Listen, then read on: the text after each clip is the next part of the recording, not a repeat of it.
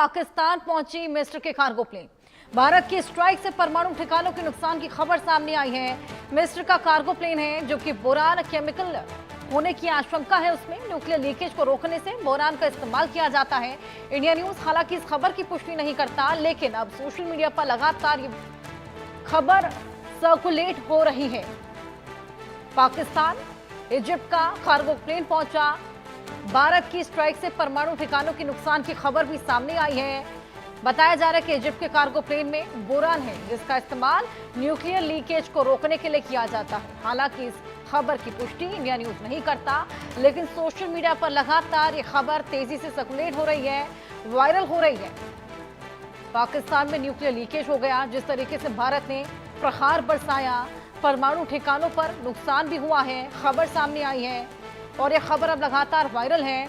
और इसी के लिए इजिप्ट का कार्गो प्लेन वहां पर पहुंचा है, जिसमें बताया जा रहा है कि बोरान था। बोरान केमिकल न्यूक्लियर लीकेज को फिक्स करने के काम आता है।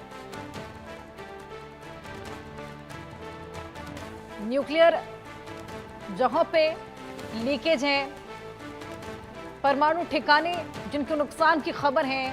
अब जो इजिप्ट का कार्गो प्लेन पहुंचा है जिसमें बोरान है, अब उसे फिक्स किया जाएगा, उसकी मरम्मत की जाएगी। ये तमाम खबरें सोशल मीडिया पर लगातार सर्कुलेट हो रही हैं।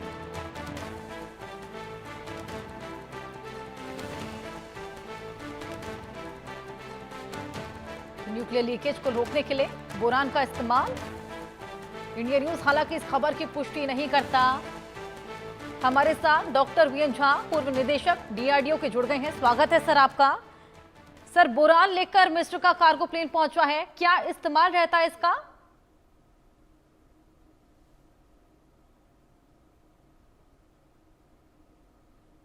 सर, आप मुझे सुन पा रहे हैं? की आवाज थोड़ी सी ब्रेक होती आ रही है आशा। क्या आप मुझे सुन पा रहे हैं? जी सर, जी हम आपको सुन पा रहे हैं। स्वागत है सर आपका। देखिए, अभी जो आपको खबर मिली है कि इजिप्ट का प्लेन आया हुआ है पाकिस्तान में, तो मैं आपको बता दूं कि जो डायरेक्ट स्ट्राइक्स होते हैं, कोई भी न्यूक्लियर इंस्टॉलेशन हो, खास करके अगर परमाणु अगर वॉर हेड हो, तो वॉर हेड में आसानी से इस तरह से कोई डैमेज नहीं हो सकता है जो कि हमने या भारत ने अगर वहाँ के रनवे पे स्ट्राइक किया हुआ है तो रनवे डैमेज हो गया। वहाँ हमने देखा बहुत बड़ा गड्ढा था और ये गड्ढा नॉर्मली इररिपेयरेबल था कि इसको इसको रिपेयर करने के लिए बहुत उसको सामान चाहिए होगा। और दूसरी जो बाकी संस्थान हैं वहां भी कुछ आग लगी थी, कुछ और जगह हुआ था। तो जो न्यूक्लियर इंस्टॉलेशंस होते हैं वो ये चीज याद रखिए कि जो न्यूक्लियर बॉम्ब होते हैं या न्यूक्लियर आर्सेनल होते हैं, वॉरहेड होते हैं, ये नॉर्मल एक्सप्लोसिव जो होते हैं ऐसे नहीं, उसमें धमाका तब तक नहीं हो सकता कि जब तक उसका अपना जो ट्रिगर मैकेनिज्म है वो इनिशिएट ना हो। ऐसा नहीं कि बाहर में धमाका हुआ या आग लगी तो जो जो यूरेनियम का जो जगह है, डिपो है, या यूरेनियम का जो स्टोर है उसमें आग लग जाएगी। नहीं, ऐसा नहीं होता है। हाँ, जिस संयंत्र में या जिस जिस बर्तन में या जिस बॉक्स में या यूरेनियम रखा हुआ है, अगर वो बॉक्स जल जाए तो हो सकता है कि वहां पे लीकेज और रेडिएशन जो है वहां पे हो। लेकिन हम इसकी न तो भारतीय सेना डीजीएमओ कल इसकी पुष्टि की है कि किसी न्यूक्लियर संयंत्र पे अटैक हुआ है, और न ही हमें कोई कंक्रीट खबर है। कल भी कोई ऐसी खबर नहीं आई थी कि वहां पे रेडिएशन का हैजर्ड शुरू हुआ है। तो जैसे मैंने कहा कि दो चीजें हो सकती हैं न्यूक्लियर आर्सेनल में। चूंकि मैंने उसमें स्पेशलाइजेशन की है इसलिए मैं थोड़ा सा आपको बता सकता हूं कि अगर जो यूरेनियम है या प्लूटोनियम है, अगर वो बेयर हो गया, मतलब अगर वो उसका जो जो केसिंग है अगर वो चला गया है तो उससे रेडिएशन निकलेगी और उसके आसपास में लोग जाने से थोड़ा सा खतराते हैं। फिर उसके ऊपर में एक इंसुलेशन डालना जरूरी हो जाता है कि जिससे कि उसका रेडिएशन जो है सबों को अफेक्ट ना कर सके।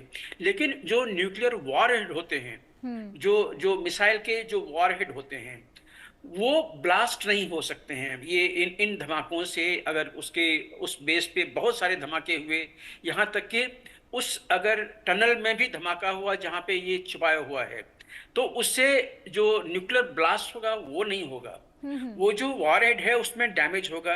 बाद में जो लेकिन उसकी सर फिर ये जो ट्रिगरिंग मैकेनिज्म बुरान होती है ना, तो वो मंगाया गया ट्रिगरिंग है कार्गो मैकेनिज्म प्लेन से, बिल्कुल अलग इसका क्या होती है। रोल इन सब में? उसके केसिंग के अंदर में पहले ट्रिगरिंग की जाती है, जो पहला इनिशियल एक्सप्लोजन होता है उससे फिर वो जो फास्ट न्यूट्रॉन्स होते हैं या स्लो न्यूट्रॉन वो भी जो होते हैं वो जाके फिर यूरेनियम 33 यूरेनियम 235 को हिट करते हैं, और फिर एक चेन रिएक्शन शुरू होता है जिससे कि ये पूरा का पूरा धमाका होता है। तो नॉर्मल एक्सप्लोसिव से ये नहीं हो सकते हैं, और वो भी बाहर में। तो ये चीज याद रखें कि किसी भी वॉरहेड में डैमेज हो सकता है, वो डैमेज के चलते हो सकता है कि बाद में वो काम ना करे, लेकिन वो जो न्यूक्लियर धमाका है, न्यूक्लियर एक्सप्लोजन है, वो ऑर्डिनरी एक्सप्लोजन से जो जो बाहर में हुई हो उससे वो वहां के वॉरहेड में न्यूक्लियर एक्सप्लोजन नहीं हो सकता, चेन रिएक्शन नहीं हो सकता है। तो ये दो चीजें सारे आपके दर्शक समझ लें कि अगर किसी जगह में अगर न्यूक्लियर वॉरहेड रखा हुआ है और ठीक उसके ऊपर में किसी कंट्री ने अपना जो नॉर्मल एक्सप्लोजन है या मिसाइल है या रॉकेट है या बॉम्ब है वहां गिरा दिया, तो उससे उसका जो वॉरहेड है वो फट नहीं जाएगा। जो जो जो जैसे न्यूक्लियर अटैक होता है, जैसे हिरोशिमा में हुआ था या नागासाकी में हुआ था, उस बिल्कुल। तरह का चीज नहीं हो सकता है। वो वॉरहेड डैमेज हो जाएगा, हो सकता है कि वो बाद में काम ना करे जब उसको चलाया जाए, लेकिन एक्सप्लोजन नहीं होगा। बिल्कुल सर, दूसरी ये तरफ बेहद अगर बड़ा रॉ क्लैरिफिकेशन यूरेनियम आपने यहाँ पर जिसका कि दिया। अभी वॉर हेड नहीं बनाया गया, क्योंकि जब यूरेनियम का जब जब एटम जब बॉम्ब बनता है, जब वॉर हेड बनता है, तो उसमें यूरेनियम की केसिंग होती है और बीच में जो कोर एरिया होता है उस कोर एरिया में बिल्कुल। या फिर उसके चारों तरफ एक एक्सप्लोसिव नेटवर्क ऐसा होता है कि जिसको जिसको कंट्रोल ब्लास्ट किया जाता है, और उसमें जो अंदर में सारे यूरेनियम होते हैं उसमें एक क्रिटिकल मास अचीवमेंट जरूरत पड़ जाती है। जब मास क्रिटिकल हो जाता है तो जो जो न्यूट्रॉन है, स्लो न्यूट्रॉन खास करके, वो न्यूट्रॉन यूरेनियम को हिट करते हैं और उसके बाद उन एटम्स को इनिशिएट करते हैं एक्सप्लोड करने के लिए। सर बेहद फिर अच्छा वो चेन क्लैरिफिकेशन रिएक्शन शुरू आपने होता दिया है। यहाँ पर दर्शकों एक को। एटम का जो न्यूट्रॉन है जो जो एक्सप्लोड होता है दूसरे एटम को हिट करता है, और इस तरह से पूरा का पूरा जो मास है वो एक्सप्लोड होता है। तो ये बड़ी स्पेशल चीजें होती हैं, ये ऑर्डिनरी धमाके से नहीं होती हैं। तो ये सब कोई इसको चीज लेके समझे, क्योंकि अक्सर ये ऐसा मानना होता है लोगों का कि अगर आपने उनके न्यूक्लियर इंस्टॉलेशन पे अटैक कर दिया, जैसे ईरान और इसराइल के बारे में चल रहा था कि इसराइल ने अगर ईरान के न्यूक्लियर इंस्टॉलेशन पे हमला कर दिया तो वहां पे बहुत बड़ा एक्सप्लोजन हो जाएगा, क्षति होगी। नहीं, ऐसा नहीं होता है। हाँ, वहां पे जो रॉ यूरेनियम रखे हुए हैं, प्रोसेस यूरेनियम रखे हुए हैं, वो स्प्लिट हो जाएगा, वो वहां से उसके छोटे छोटे टुकड़े जो हैं बहुत सारी जगह चले जाएंगे, और यूरेनियम जहां भी पड़ा रहेगा वो एक रेडिएशन का साधन है। अगर कोई इसको छू ले, कोई इसको उठा ले हाथ में, तो हो सकता है कि बाद में उसको कैंसर हो जाए। तो ये चीजें होती हैं।